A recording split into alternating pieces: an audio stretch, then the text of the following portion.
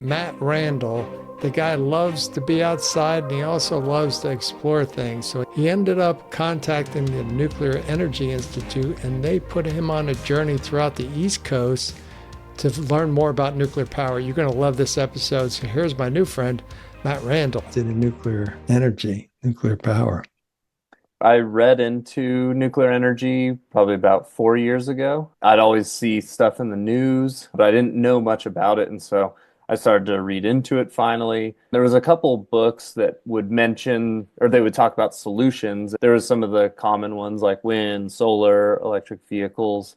But I saw a couple times pop up nuclear energy, and I really didn't have any idea or knowledge of nuclear energy at the time. So my interest was definitely peaked there. So I read into it, and a few of the ones I read was like Gates's Solutions to Climate Change or something. I forget the exact title, but he talked about nuclear energy a lot, and that kind of just opened my eyes that it's clean and all of the benefits of it. And ever since then, I just did a deep dive because I saw that I had some preconceived notions about nuclear, and then when I actually learned about it, my eyes were open to it. So I just wanted to learn more and more about it. And through that process, I've really confirmed that belief that, yeah, if we're serious about fighting the things that we say are problems, this is a absolute must. Why did you decide to get on a bike and ride as many miles as you did? Because that really grabbed my attention. In my personal life, I really enjoy doing stuff in the mountains, like climbing, skiing. I've done a similar bike trip before, and I've had a lot of fun mixing these little adventures with something that's a bit more purposeful. It just seemed like a good way. I knew that most of the nuclear power plants in the US were in the east, and I live out in the west. And two, it was a really good way to just go actually see a nuclear power plant in person because I've read about them quite a bit, but it's one thing to read about something and it's another totally different thing to see it in person. And then through the Nuclear Energy Institute folks, they helped actually set up all of the tours that I got with the different companies, which really made the trip super special. But yeah, the biking part is just, I enjoy doing physical challenges. And so that was just a fun way to mix passion with kind of a purpose. That's excellent. I thought made me think of a story you might enjoy. I met a guy in the Navy that ended up at Comanche Peak. It's in a very remote part of Texas.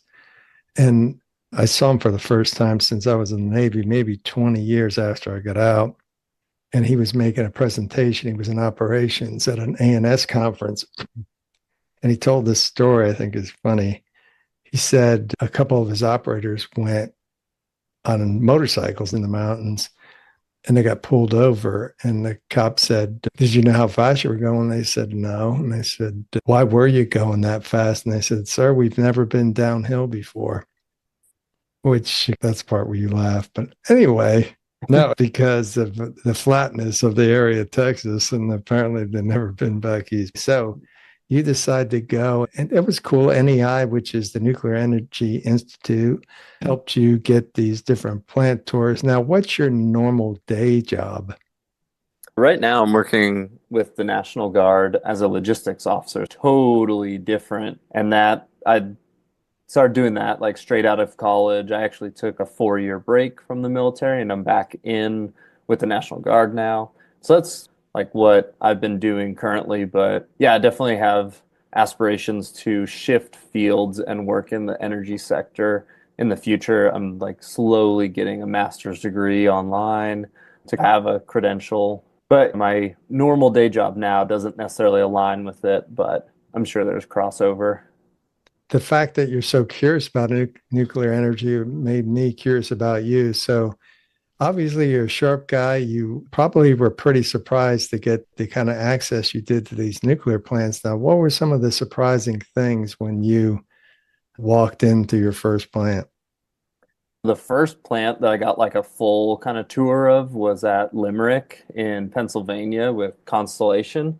And that was really cool because it's a boiling water reactor. And yeah, it was just really cool to see cooling towers up close and personal, get to go into the facility and see the gigantic turbine halls. I think the most surprising thing to me was just that I think it was at Limerick. It provides, I forget the numbers off the top of my head, but I want to say it's like it powers Philadelphia like almost by itself Yep. continuously all year round, which I mean, just the amount of energy they produce is like really insane. So I think like those Yeah. were the things that really struck me as like a single facility can essentially power an entire city, which is very impressive. And I can't remember what Limerick is, but the units at McGuire are 1,200 megawatts apiece. That's 2,400 megawatts going out. And the turbine generator is probably 100 something foot long. It's huge. One of the things about the grid, I'm an electrical engineer, but what powers our grid are these large generators. And the base load units, Limerick and McGuire, kind of keep everything steady. If you think about it, it's like a big, huge mass.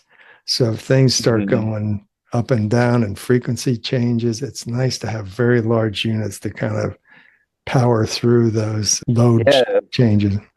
yeah, no, I didn't know too much about the electric grid. And then when I learned about the like the inertia on the grid and what these spinning masses, like how they can help, they will, I'm probably getting it Yeah. wrong, but if something goes down, other generators will ramp up to match the demand. That's Yeah. a pretty incredible thing for such a huge, like geographically spatial system to balance itself out with that. And so yeah, Yeah. it's like they contribute to that spinning mass that helps the grid stay balanced. And the more of that you take off and the more inverter based generators you put on, the less leeway you have with Yeah. absorbing those changes. Yeah. It's kind of like a small motor at home versus a very large one. A large one can take some of those perturbations and all that. But you think about Texas. I don't know if you remember what happened. They had a huge ice storm a few years Yeah, ago. Yuri, right? Yeah. Yep. And I talked to some of the operators. They said it got pretty snaky there, where they almost lost the entire grid versus just the large number. So you got to choose, do I let loose of this section to keep the unit from overloading? Because things are changing so quickly. It's really interesting when you start getting into it. But what I think is fascinating, your story kind of demonstrates is nuclear power is different. So after Three Mhm. Mile Island, one of the issues they saw is they put people in front of reporters that could technically understand things but couldn't articulate them. People like you and Grace Stanke, who's Miss America 2023, she's really good Yeah. at articulating complicated things, but in ways that people are engaged in versus like the 3 Mile Island situation. It was based on a meltdown, and that we got to tell people that's probably not the time when people are freaking out to communicate things. Yeah. But Well, that's a good point too. Is this is I don't know. It'd probably be something like a nuclear 4.0 or something after 3 Mile Island, Chernobyl, Fukushima. It's interesting to me, like young people like yourself aren't scared. You look at things more holistically. What do you think your background supports that versus some of the reactionary activities that we've seen in the past? Why are you less reactive about nuclear energy? I aim to be a fairly reasonable person that can change my mind given new information. And so, like, I think that has helped me because I didn't necessarily cling on to preconceived notions. I remember Fukushima happened when I was just starting college. And so I remember seeing news about that and being like, oh, that sounds concerning. I didn't really look into it too much because I was a college kid. I was a freshman actually. But then after actually reading about it and learning about what actually happened and what the impacts were, being able to take that new information and kind of change my preconceived notions. And I think that has helped me understand nuclear a bit better. And at least talking with some friends of mine that have a harder time accepting nuclear, it seems that they're a little bit like they're clinging on to those preconceived notions a bit more. But I don't know. I think that's helped me is just if given new information, I'll try to change my mind and be good about doing that. And yeah, It's interesting. I've been in commercial nuclear since 1991, and I've had to go through some wow. of these boom and bust things that have happened. Mm. When I lived in North Carolina, I said I worked at McGuire. I lived in Huntersville, North Carolina, and there were many people in our development didn't know there was a nuclear plant 7 miles from Yep. where we lived, which was a little surprising. And I wouldn't say people were against nuclear power. It's just really talked about. I didn't feel comfortable bringing it up. I lived in Maryland, Calvert Cliffs. I was there for 8.5 years. I was Did you? actually hoping to go to that one, but Ah, just the way my bike route and it was a little bit out of uh, the way and yeah. it just didn't work out. But I'd heard a lot of good things about how pretty that area was. I'll tell you a couple things. So Calvert Cliffs is just positioned very pretty. There's no cooling towers. Did you know the difference between why there's cooling towers and why and how they get Mm. around that and all that? So there's no cooling towers and it sits down a little bit. Okay. So you really don't see it. And it sits if you even if you're on a Chesapeake Bay, it's back a little bit. But when Mm. I first got there, they were in trouble. So they had trailers, but my trailer was down on the water on the intake bay. So they have Mm. this area where it's pushed out from where the water gets sucked in, but there's an area there's several ways for fish to come in and out. So it's easy as long as they're alive, it's easily 3 miles an hour, they can easily get past there versus close up, there it would be going a lot faster. But anyway, I would go out by the rail right there and it'd be huge. They call them rockfish, striped bass, just going in there getting bait fish. And I was like, man, if only I could fish. And there'd be crabs up against the piling. But anyway, it's a very pretty plant down there at Chesapeake Bay, but it is out of the way. And a lot of the plants, as you probably know, is a lot of them are out of the way. Catawba that you went to is close to Mm. Charlotte. But again, I didn't do much talking to non people that are outside the industry just because it was such an emotional issue for some folks. For example, I talked about Calvert Cliffs. One of my wife's friends, we hung out with different couples in the area, and she had a Geiger counter on her back deck because she didn't trust that we Mm. wouldn't release Yeah. contamination into the atmosphere. I can't even imagine trying to talk to somebody like that has such a deep seated mistrust. Yeah. It's tough. And that's tricky because nowadays I feel like young people seem to not have so Yeah. much of an attachment. And I think it's just because maybe they didn't grow up in like the Cold War era Oh, yeah. and people mixing nuclear power with nuclear weapons. And Mm. I think that is totally reasonable for people to have that association. But I feel like younger people now, they don't necessarily have that connection to it. And so they're a little bit more open to like actually learning about it and then having more positive thoughts about it. Yeah. What would you say to the industry in general, ways to bridge that gap? What would you say to our industry to reach out to younger people, and to get them to look at this as a possible career path or just not Mm. be panicked if they decide to build an SMR near their house? Hmm. Yeah, I think the industry is doing a lot better of a job. I don't know how long communications departments have been a part of the nuclear industry, but just the fact that they now have communications programs that at McGuire, you can drive right up to the Welcome Center and they have a whole interactive, it's almost like a museum type thing where you can walk through and learn about the nuclear energy power plant. And so I think they're definitely on the right track with kind of being more open to the public and letting people come in and see it. And McGuire, it's literally 700 feet from allowing people to come in and talk to the people that work there. I think that's a huge positive. And then just the fact that these are like 60, 80-year assets, like you can truly make yourself a career at these power plants. It sounds like you have, because you said you entered the commercial nuclear nuclear Yeah. industry in 91.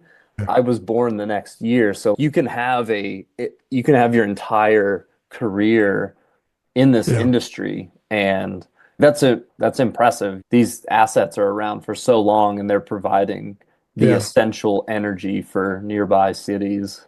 Yeah. Yeah. And I felt like my wife works for graphic packaging and they make cups for McDonald's and different companies.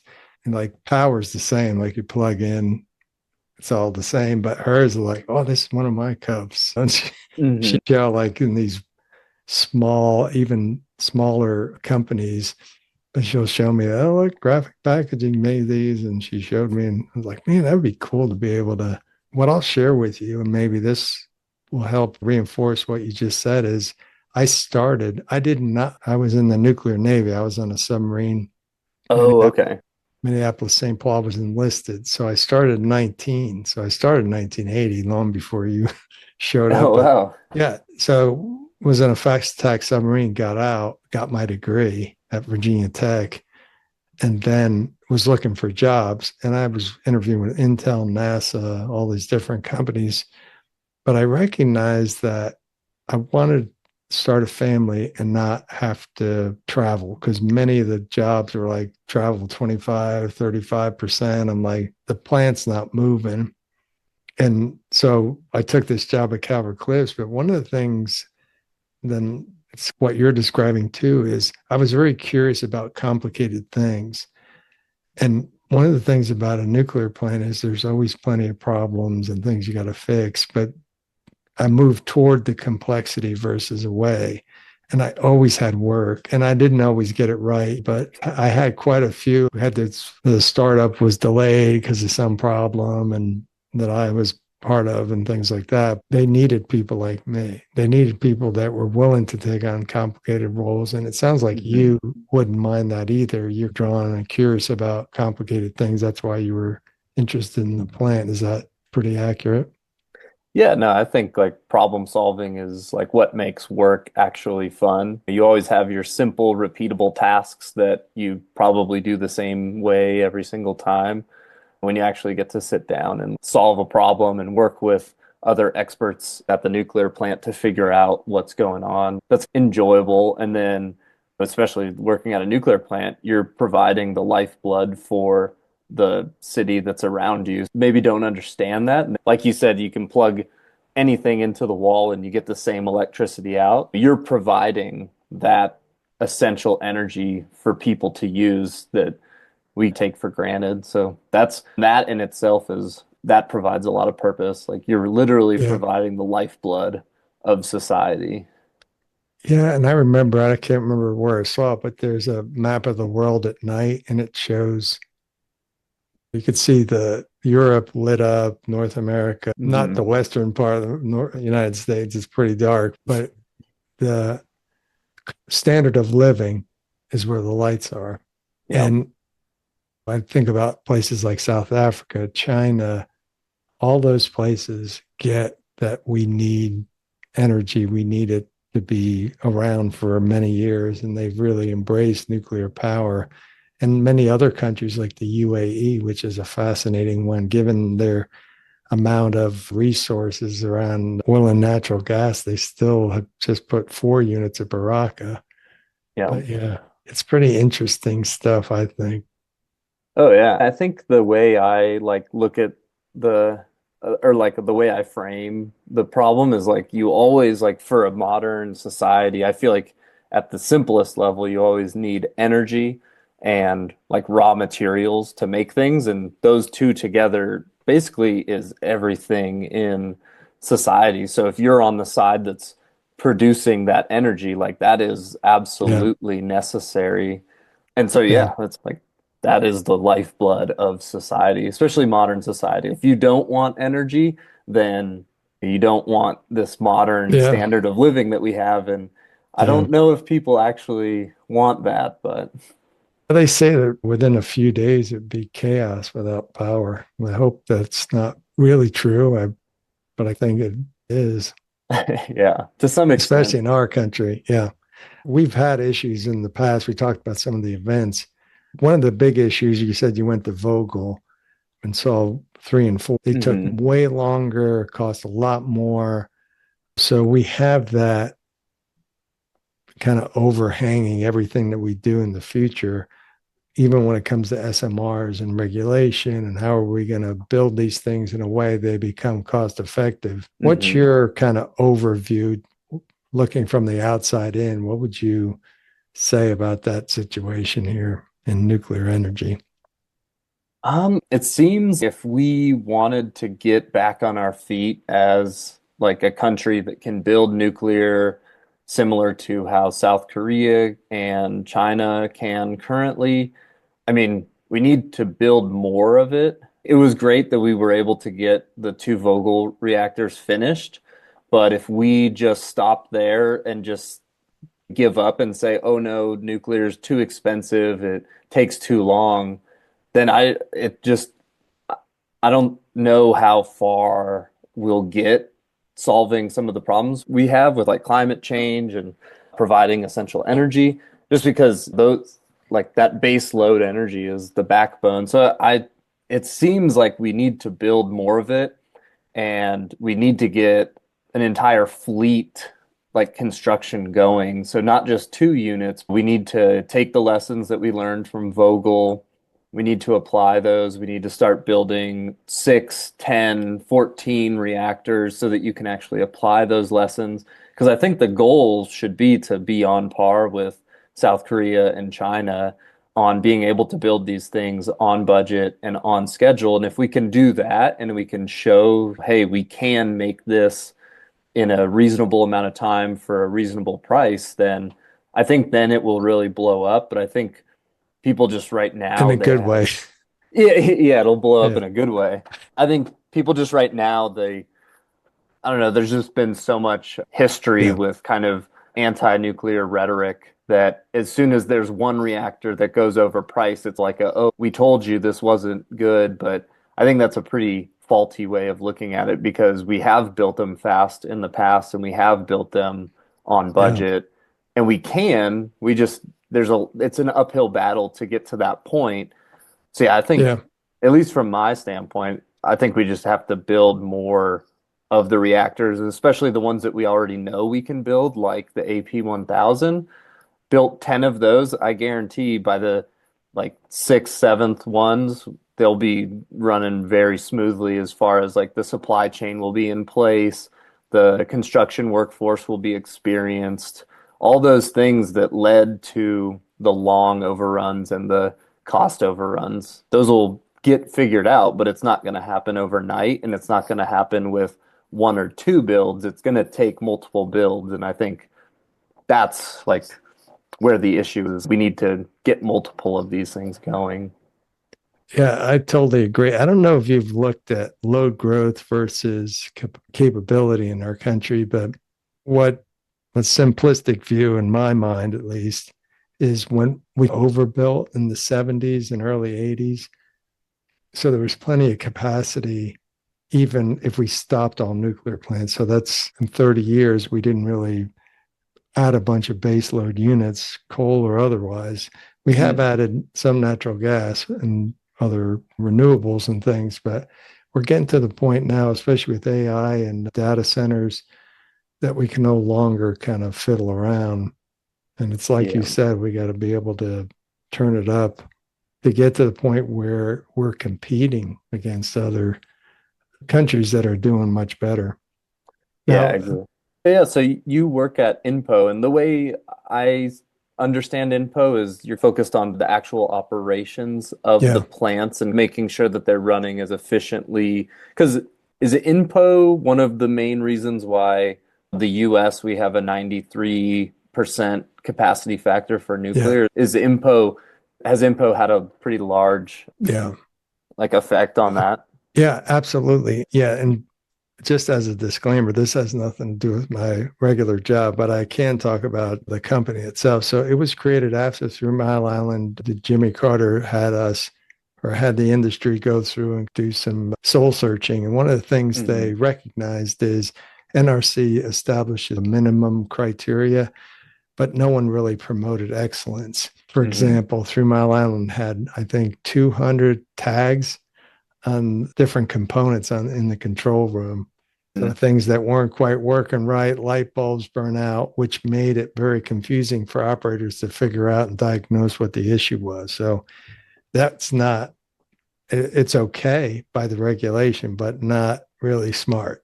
And the other thing was, turns out Davis Bessie had this exact same, I think it was Davis Bessie had the exact same thing happen, I think 6 months before Three Mile Island, that they had a plant trip, pressurizer relief valve lifted because pressure got too high in the reactor coolant system.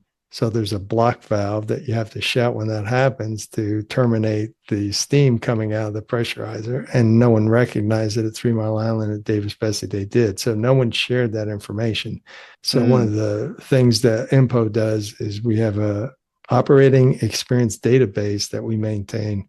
So if something happens at a plant, we tell everybody. And the other thing we do, we send a team out and they make sure it's on the up and up. But the big thing is we promote excellence. So it's not just meeting the minimum level excellence. So how many operator workarounds do you have? Is there alarms on the control board? Why hasn't that been fixed? That should be an important part of what you do. So every 4 years, they go out and do a full evaluation. So I used to be an evaluator. So as part of the engineering evaluation, I would meet with my counterpart at the station. We go through their issues for the last 2 years, and I would point out things that maybe they were not seeing clearly and give them grades. And as you alluded to, since this was created in 1980, capacity factors have gotten better over the years. So now it's in the 90s. When I started at Calvert Cliffs in 1991, I was walking in the turbine building and I heard him talk to this guy, one of the maintenance guys. Oh, he's in 100% club. I said, what's the 100% club? And I said, well, we've all tripped the plane at 100%. And that would be unheard of today, but you get on the wrong component. There's numerous ways to trip the plant and these were instrumentation techs. So if you get on the wrong component, you short something or a slips, you can short something out and trip the plant. So there was many people in the 100% club back then.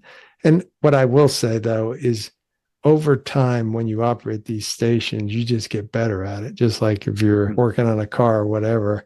So that's part of it too. But I do think when you compare, like you're an INPO 1, you're an INPO 2. I want to be an INPO 1 like McGuire, Catawba. How do I do that? And it's slightly competitive, but I think it drives people to get better. And when I was at McGuire and Duke Energy, I will say is I was very shocked and they replaced systems that were operating pretty well. I was in the middle of all that, but they saw it as let's not wait. Let's do before things degrade to a point where we have to and react. And they were very be proactive. proactive. And it really helped them to stay at a high level of performance. But that's why INPO was created. And the other thing we do is leadership seminars. So I've been involved in that for 7 years with INPO. So I've gone all over the world, Tokyo, Shanghai, I went last year, South Africa, UAE, Oh, wow. France. Yeah, it's been quite a ride for me. Canada, Mexico, all over the United States. I'm going to Michigan next week. What's magical about it, and it's very different than a lot of industries, is we have people in our seminars from all over that come to share their learnings, whether they be first level leaders, next level leaders, or whatever. There's no holding back. Like they're not trying to protect commercially what we do here versus another plant, Indian Point versus Indian Point that shut down, but Comanche Peak versus South Texas project. We can all share, and it really makes for a potentially magical interaction with folks because they're sharing their challenges and they talk about it and they're like, I'm not the only one with these problems, which is, I'm sure you experienced that in the National Guard yourself, Matt. Yeah, it was really cool to see how open the industry is with each other because I think they realize that if one of them is winning, then they're all winning. And so Yeah, there's this vested interest between all entities that they all want to do good. And it's not make the others look bad, it's make everybody look right. good, which is a very healthy, Yeah, competitive yeah. environment. And Um, the negative part of that is true too, which is if one plant really screws up, like 3 Mile Island, it impacted everybody. yeah. Fukushima impacted everybody. Chernobyl, everybody Hmm. impacted. Millions of dollars were spent, which is a good thing. We've evolved. Like every Hmm. plant, I don't know if you got a chance to see them, but there's a The flex tornado domes. flex. Yeah. So what do you remember from the flex? I'll stop talking. I didn't get to go into the flex, but they basically described it as an additional layer to the defense in depth of if something unprecedented in that area were to happen, they have standby equipment in addition to like the already multiple redundant systems. So it was another layer.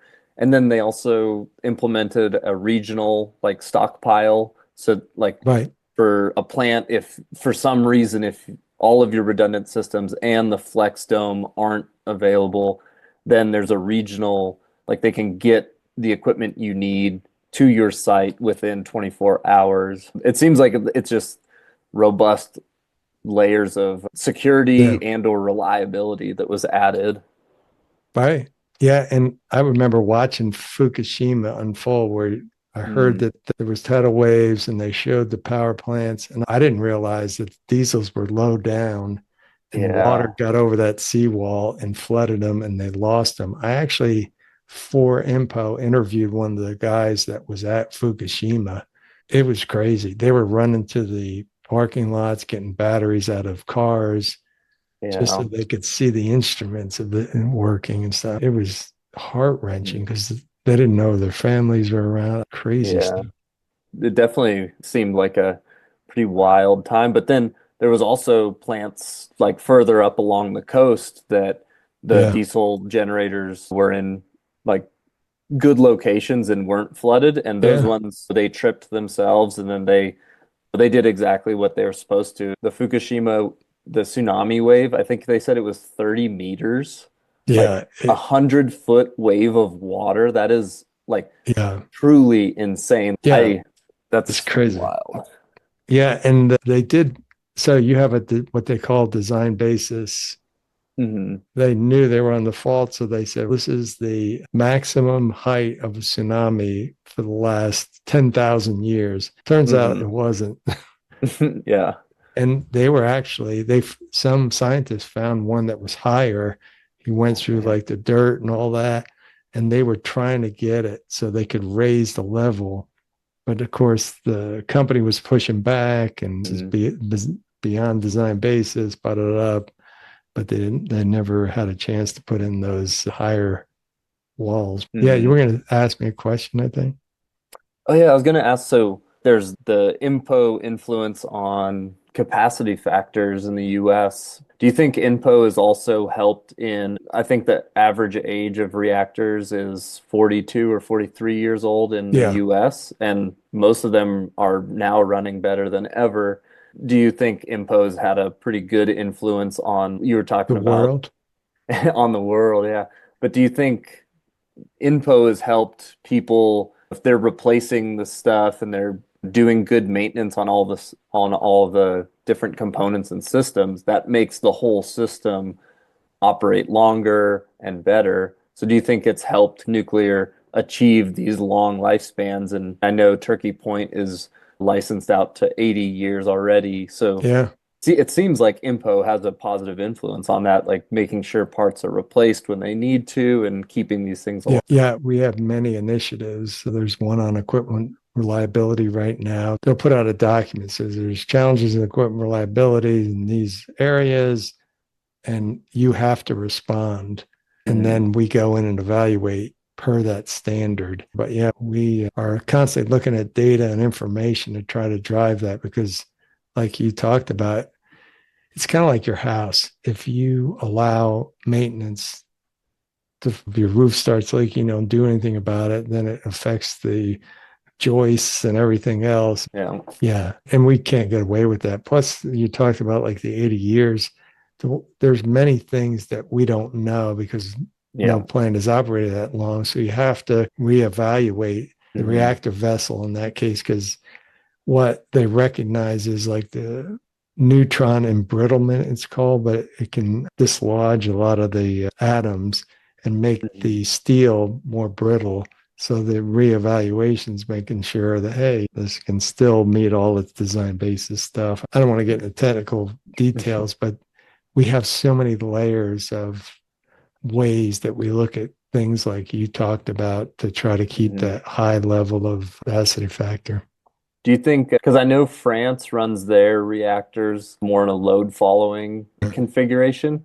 Do you know if could INPO, could you maybe if France do you see France ever trying to run theirs more as base load and like almost having more of an INPO entity helping them? Because it's not that they can't, it's just that's how they run them. But if they Yeah. did decide, do you think that they would be able to run it as high a capacity, or would they need an INPO-like organization to? It turns out they do have a Oh, INPO-like okay. organization. It's called WANO, the World Association of Nuclear Operators. They do what I will say about France, which I think is an interesting case. So remember after Fukushima, Germany decided they were going to close all their nuclear plants. Yeah. Now they might be starting them. I didn't know this, but Ingemar said that one of the German plants had never had a scram over Oh, 20 wow. something years, which is unheard of. That's when a plant shuts down automatically for Mhm. whatever reason. But anyway, so since they've closed those plants, they're actually buying power, Germany is, from France. So I Yeah. don't know if they're getting away with load following anymore. I think they're pretty Oh, much okay. base load units. And if it's days like today where it's 70 degrees, you don't need a lot of power. You don't need a capacity. No, that is very unfortunate that it seems like some of the best nuclear reactors in the world were shut down prematurely. But like you said, it seems like things are trending in a positive direction for hopefully getting some of those restarted. I know Yeah. Mark Nelson, they recently had some studies and papers put together about what it would take to get a lot of those plants turned back on. So I know that there's been some work put into looking at it, and hopefully the German government decides to act on that. That'd be really positive. Next week, I'll be up at Palisades up in Michigan. They're trying to Oh, restart very that. They're cool. talking about Dwayne Arnold Yeah. and Iowa. It's crazy that I look at it from Vermont Yankee, Maine Yankee. They were successful in shutting those down. And I just look at the waste. My gosh, that effort was put in to build these things. There's nothing wrong with them. And yet folks are like short sighted and say, we got to shut it down. And of Yeah. course, I don't blame people for being scared, but Yeah. I also know the alternative. There's not many alternatives for that kind of power Yeah. in that area. And I know they're buying power from Canada and everywhere else they can get it, but it's kind of short sighted. And did you ever hear about the plant Shoreham in Long Island? I was about to mention that because yeah, wasn't that completely built like it was 100% done and then they just decided, nope, we don't want to Yeah. operate it. Like that is the biggest sunk cost. Oh, and they were, they actually proved they did zero power physics testing. So they actually got they put the, they did all the testing, put it on the grid to show that it would operate and then shut it back down forever. Yeah, And that it was is, done. And it was yeah. because of they were concerned about getting people out off of Long Island if there was an accident. Yeah. Do you know if that is, has it been like disassembled and stuff? Do Well, you? yeah, being in the industry as long as I have been, we would rob parts from Oh, all these yeah. plants. And have you heard about Belafon? That's another one. I was telling I have somebody not. we should make like an AIDS quilt for nuclear plants, but there's so many Trojan, you name it. There's many plants that have shut down. But I yeah, want to say that Limerick took, or maybe it wasn't Limerick, but I think they took a large transformer yeah. from Oh, yeah. Unit 1 or 2 at 3 Mile Island and then they used it somewhere else. Yeah, so Yeah, still have all the good components. we took from unit, or not we, but a plant.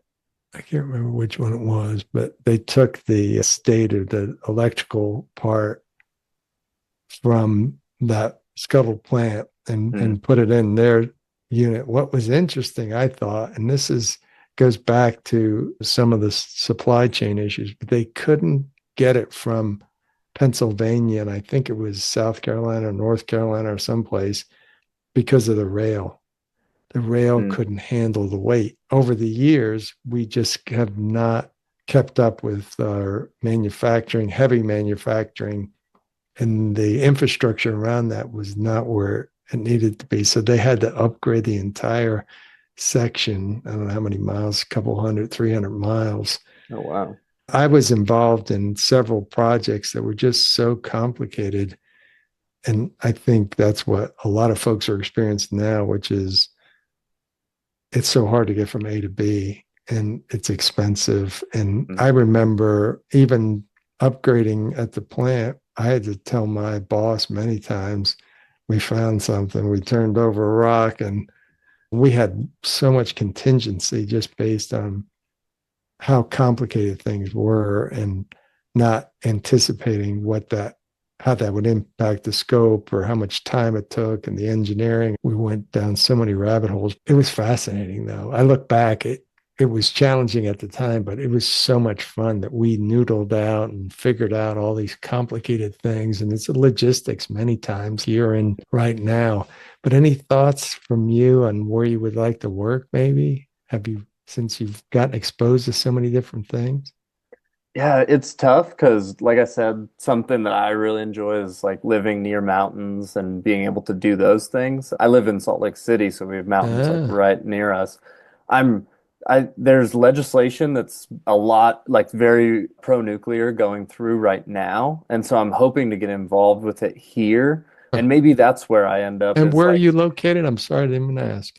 Salt Lake City, Oh, Utah. okay. Yeah. And so, yeah, I'd like to stay near the mountains. So that kind of limits me. There's pro-nuclear legislation going through in Utah right now. And so I might see myself trying to help with that effort because if we could get Yeah, nuclear out in the West more, that would be awesome. And like, I would be very proud to be a part of that effort. yeah. I know we had a 2 gigawatt plant planned in Utah like a decade or so ago that was eventually canceled, but it would be really awesome to see nuclear come about in Utah just because we are one of the dirtiest states because we have easy access to coal and natural gas.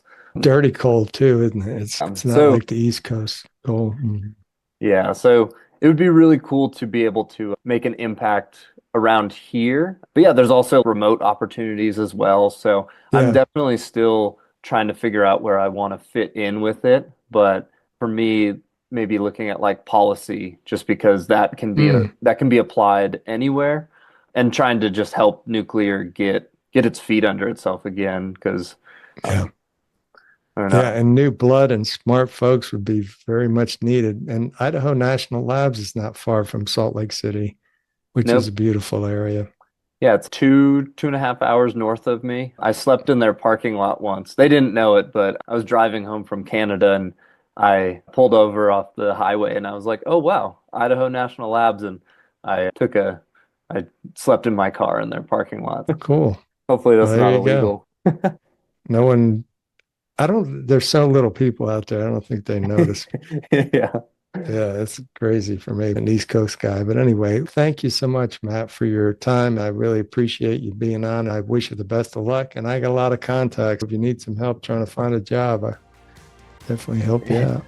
No, yeah, thank you very much for this opportunity, and it was good to talk to you. I'll definitely keep you posted as I wind down my time with the National Guard and start to get a bit more serious about looking into what I'll be doing. You're definitely a good contact to have. So, yeah, Yeah, thank you good. again.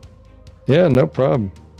Boy, that was mind blowing, wasn't it? Matt Randall loves to explore, and I know just from his curiosity, you heard a lot that you can take back and hopefully you learned a little bit more about our industry by listening to it. And don't forget, tell a couple friends about the show, and we'd love for you to contact me, bill@nuclearleader.com, so I can hear your story, maybe even be a guest on the show. I wouldn't mind talking to you, but send me an email and we'll see what happens. Until next time, this is Bill Nowicki at The Nuclear Leader. Split atoms, unite people.